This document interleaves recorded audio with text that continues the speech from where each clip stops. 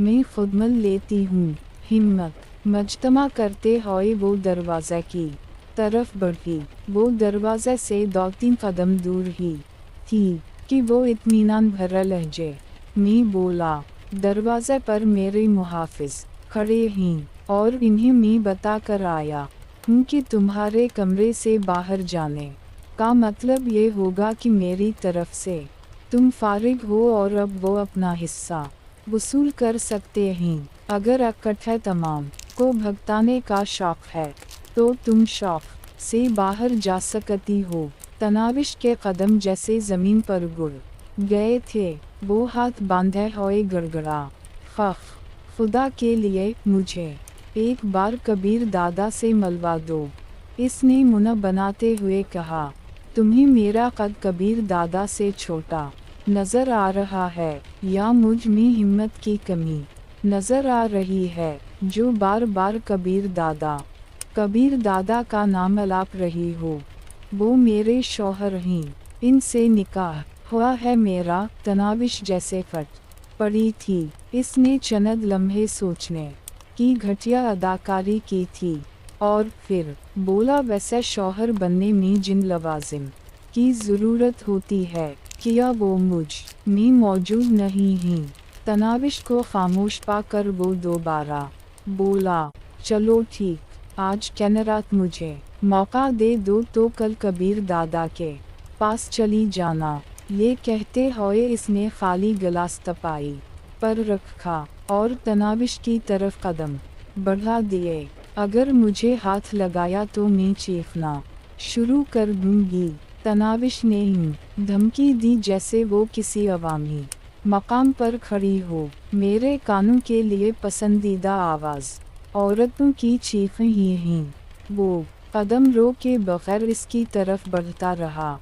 अलग कदमों पीछे हटते हुए तनाविश की पीठ दीवार के साथ जा लगी थी। अब मज़ीद पीछे होने की गुंजाइश नहीं रही थी। वो गड़गड़ाई, खुदा के वास्ते वक़िफ़ ताम वक़िफ़ ताम वक़िफ़ ताम वक़िफ़ ताम वक़िफ़ ताम, सोहने नबी पाक के वास्ते मुझे कुछ ना कहो। इसका रंग पीला पड़ गया था। एक दलादर शेख से अपनी इज्जत बचाने के लिए वो कई दिलावरों के हथे चढ़ गई थी। बेबी मूड ख़राब ना करो।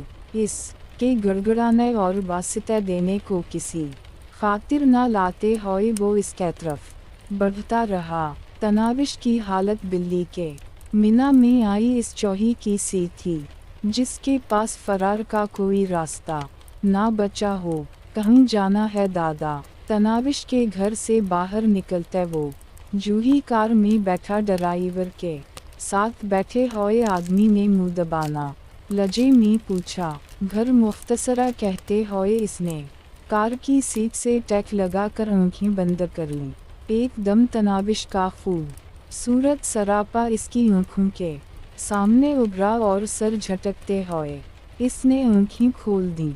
कार चूड़ी गली से निकलकर सड़क पर चढ़ रही थी। वो बाहर दौड़ती गाड़ियों को देखने लगा। इसका दिमाग अपने रवैये पर उलझा हुआ था। एक कमसुन लड़की के लिए वक्त ज़ाया करना इसकी अपनी समझ से भी बालातर था। तनाविश की खूबसूरती में कोई कलाम नहीं था, लेकिन इसे ज़िंदगी में भी खूबसूरत लड़कियों की कमी नहीं रही थी।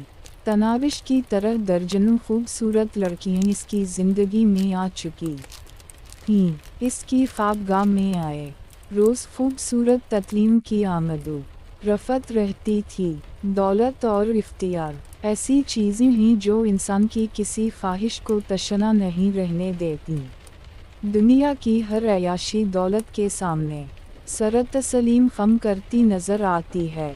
वो तो ऐसा आदमी था कि किसी लड़की पर दिल आ जाने पर इसे हर कीमत पर अपनी ख्वाबगाह की जीनत बना सकता था, लेकिन इसका मिजाज ऐसा नहीं था।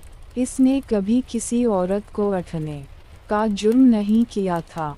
खुद इसके गिरोह में ऐसी कई खूबसूरत लड़कियां मौजूद थीं जो इसके इशारा अबरू की मुंतज़िर रहतीं।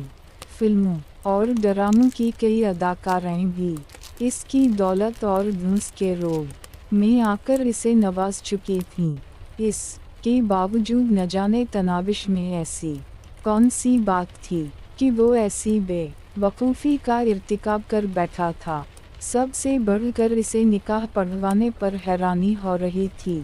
कोई बात नहीं, 1-2 दिन बाद तलाक दे दूंगा, वो खुद को तसल्ली देने लगा।